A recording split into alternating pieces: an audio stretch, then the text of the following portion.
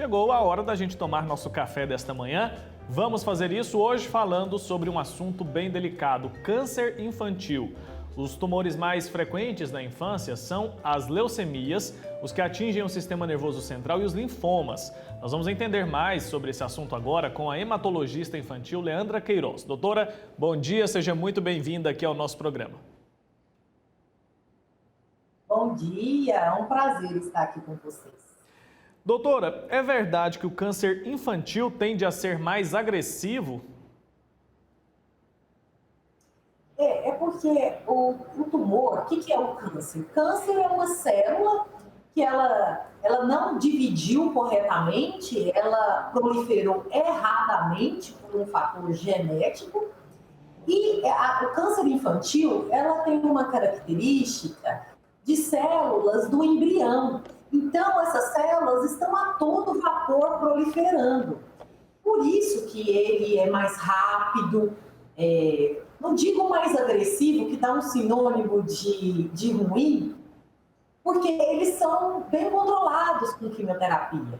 Mas, assim, comparando com os adultos, os tumores de adulto, as células infantis, as cancerígenas, elas proliferam muito mais rápido, sim. Ah, tá explicado então, doutora. Então quer dizer que as chances de cura são maiores também?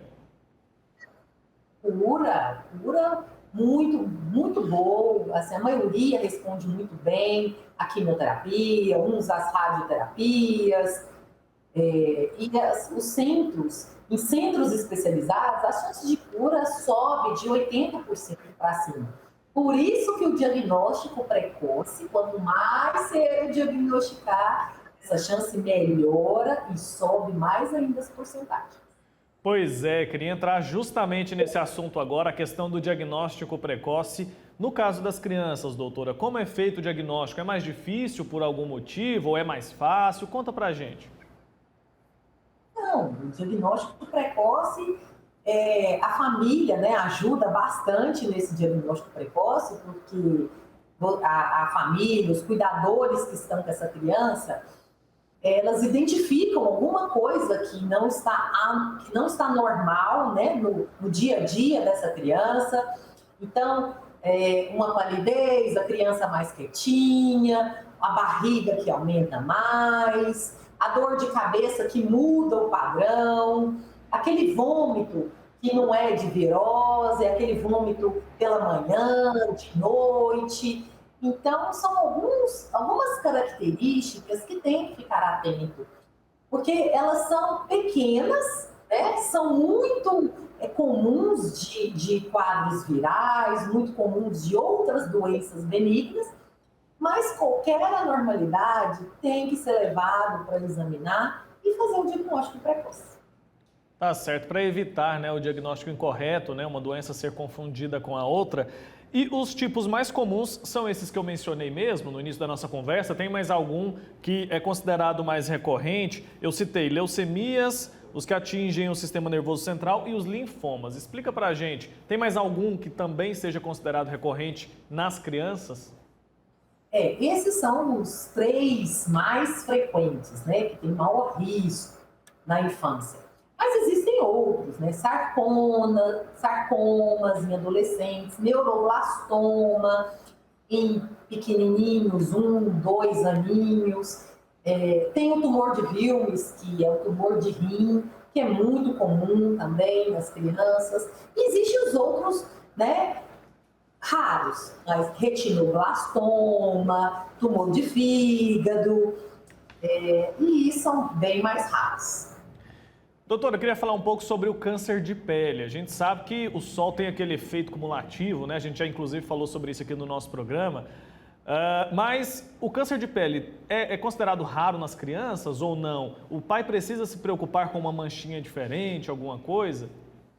Não, o que tem bastante importância na infância são as profilaxias. Por quê? Câncer de pele não dá do dia para a noite, não dá de um ano para o outro, são anos com exposição ao sol. Então, a criança que tem sempre o hábito de usar chapéu, blusinha de manga ou V, né, passar solar, tá assim, ajudando com que no futuro, no adulto, ele não tenha câncer de pele.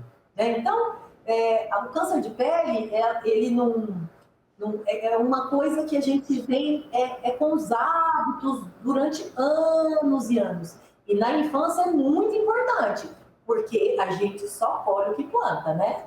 Exatamente, então a gente tem que se prevenir. E por falar em prevenção, queria que a senhora falasse um pouco para a gente sobre isso, o que os pais e os responsáveis precisam fazer ou podem fazer para tentar prevenir os riscos de câncer nas crianças.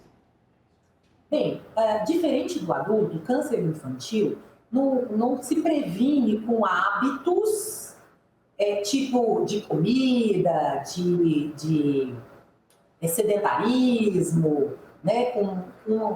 Mas é muito importante.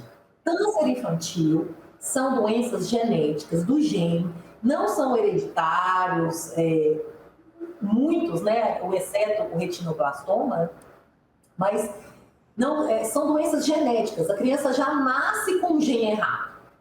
Os pais têm que ajudar no diagnóstico precoce, nas identificações de sintomas diferentes da criança, mudança do comportamento e hábitos saudáveis para que os cânceres de adulto, né, sejam preveníveis também.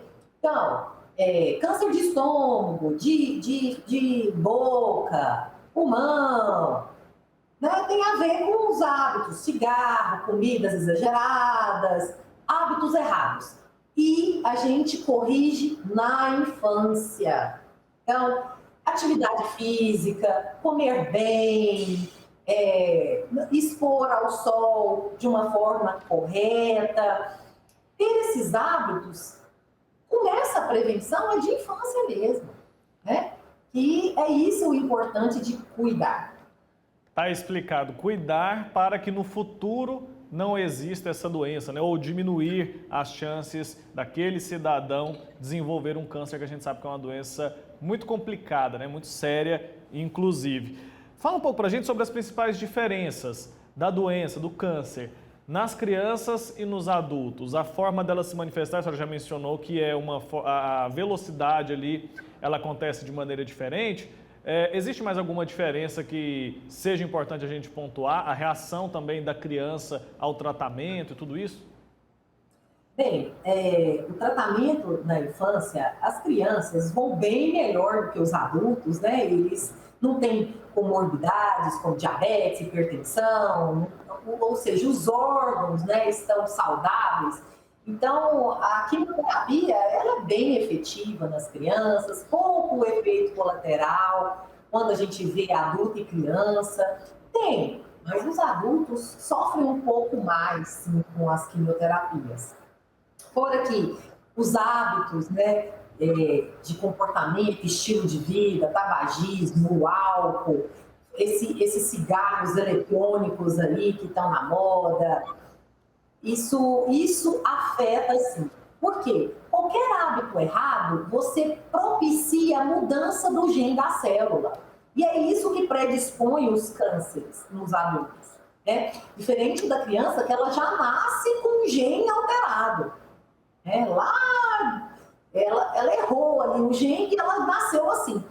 O adulto, com os hábitos, ele propicia a célula dividir de uma forma errada. É isso que dá os cânceres, né? Quando suspeitar de leucemia nas crianças, doutor, esse tipo de câncer, ele é mais fácil de diagnosticar, mais difícil, tem especificidades? Assim, a leucemia em criança, a criança fica mais pálida, não é a cor de pele não, gente, porque cada um tem sua cor de pele, né, que herdou do pai e da mãe. Mas eu falo assim, do olho, aqui dentro do olhinho, fica mais pálido, a palma da mão fica pálida, a criança não brinca com mais energia como brincava, começa a aparecer os sangramentos, os roxos, roxo no corpo inteiro, não só aquele das canelinhas de menino pequeno, né, que aparece, mas roxos. aquele sangramento no nariz que mudou o comportamento, não é só nos tempos de seca, fica sangrando mais frequente. As febres que vão, assim, vem um dia, some mais uns, dois, volta e fica com essas febres sem explicações. Então, esse é o cuidado que a gente tem que observar, porque você citando esse comportamento, a gente tem como ir lá fazer um exame hemograma, já pode suspeitar de leucemia. Um simples hemograma que a gente faz em qualquer lugar. E aí, a partir desse hemograma e com o exame físico, se tiver suspeita, aí tem que ir lá na medula, aquele exame de medula. Exatamente. Então, basta ter atenção, né? Isso é importante para que o diagnóstico seja feito de forma precoce. E existe cura para a leucemia? Sim, nossa. As leucemias, elas são divididas na infância, baixo risco, risco intermediário e alto risco. Baixo risco é 90% de cura. Né? Cura que a gente fala é 5 anos após o tratamento. E as riscos intermediários, que é um pouquinho menos, 85, mas, né, mas é um tratamento que é efetivo, né? Se fizer certinho, são 2 anos de tratamento, se fizer correto, não tirar férias durante o tratamento, se fizer tudo certinho, as chances de cura são ótimas.